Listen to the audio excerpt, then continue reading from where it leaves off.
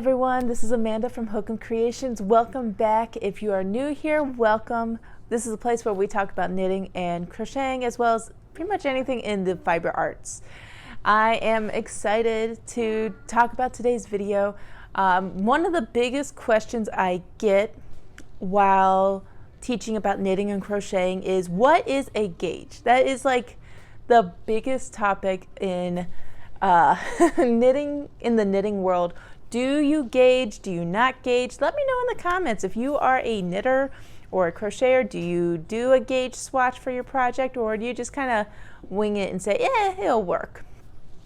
I'm usually one of those people, depending on what I am working on, I tend to let the gauge swatch go.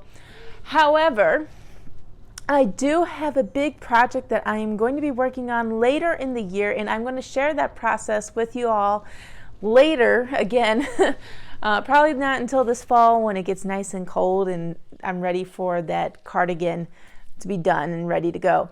The cardigan I'm going to be making is the Comfort Fade Cardi by Andra Mowry, and she worked with linktr.ee, yarn company in Paris, France, to make this beautiful multiple colorways. And the big one for me is I got a 2-year-old. So Andra Mowry worked with linktr.ee, a yarn company from Paris, France, to work out multiple colorways. There are multiple different types of yarns, different colorways to make this cardigan. And it's such a, and I picked out one of the colorways called Grello. Grello is this beautiful yellow type color, yellow with gray and some purple hues in the colorway, and I absolutely love it. And so I decided, you know what, this is going to be my big project for the year. Let's do it, because this year, 2023, is refocusing on me and my skills as a fiber artist. So I am going to actually do a gauge swatch to see if I have the right size needles for this project, because I want this one to fit me the way the pattern says it's going to fit me. And I will be using US 6 needles, knitting needles that they suggest to use. I am actually going to do a garter stitch border around the actual gauge swatch. A gauge swatch is basically to determine whether or not your stitches are too tight, too loose, or your needles need to go up a size or down a size, or you have the right size needles. That's basically what a gauge swatch does.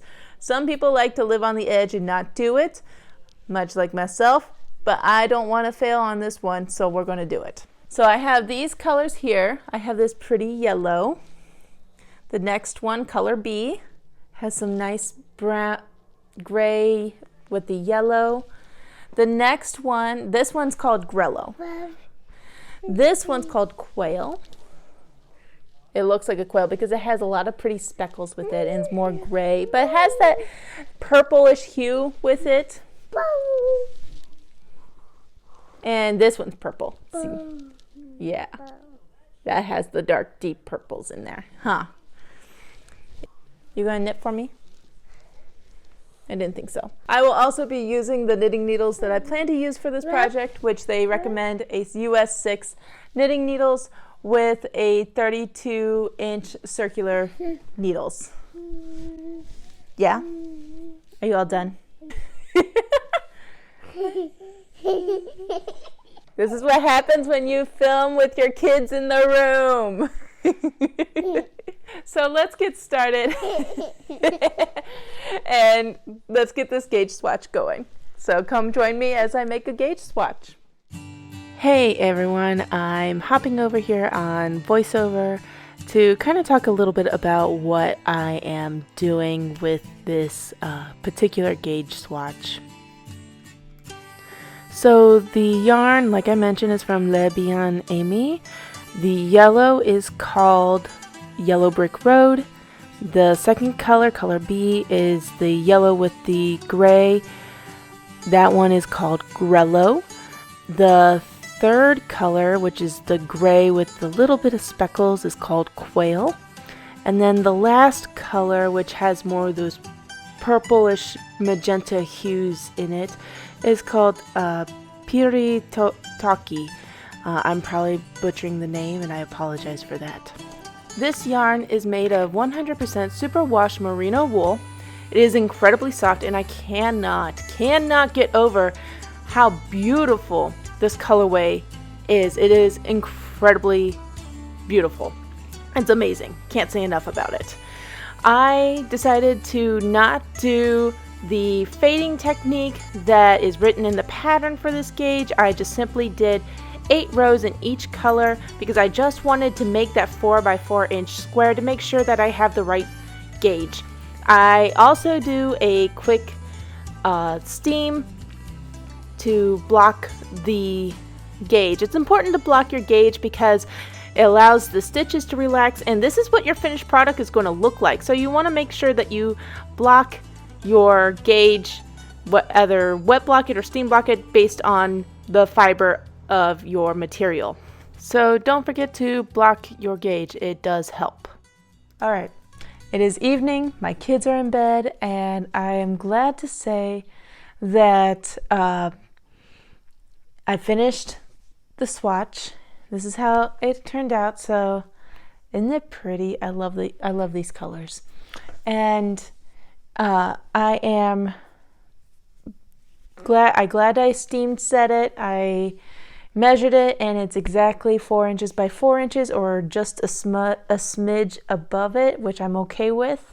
So I have the right needle size, I have the right tension, or close to the right tension that I need for this project that I'm going to do later on in the year.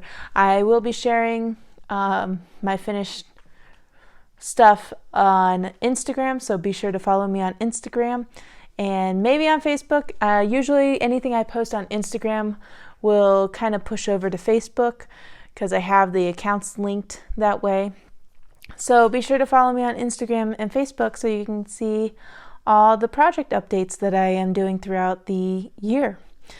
I have multiple projects going on, so be sure to follow me and see what I'm doing. But until then, if you like what you're seeing, or you want to get updates on what kind of projects I'm working on, or any future videos, be sure to hit the subscription button and ring the bell. Get notified of when the next video comes out.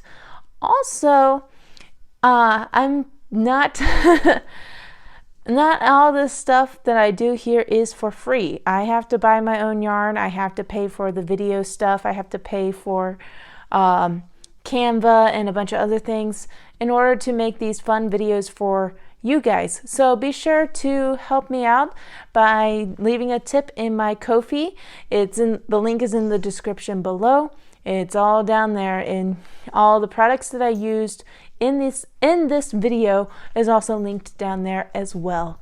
Most of them are from Amazon, so you should be able to find it relatively easy. And if you are a Prime member, you might get it in like a day or two, maybe even longer, depending on if it's a small business going through Amazon or if it's actual Amazon product. But until next time, happy crafting, and I can't wait to see you at the next video.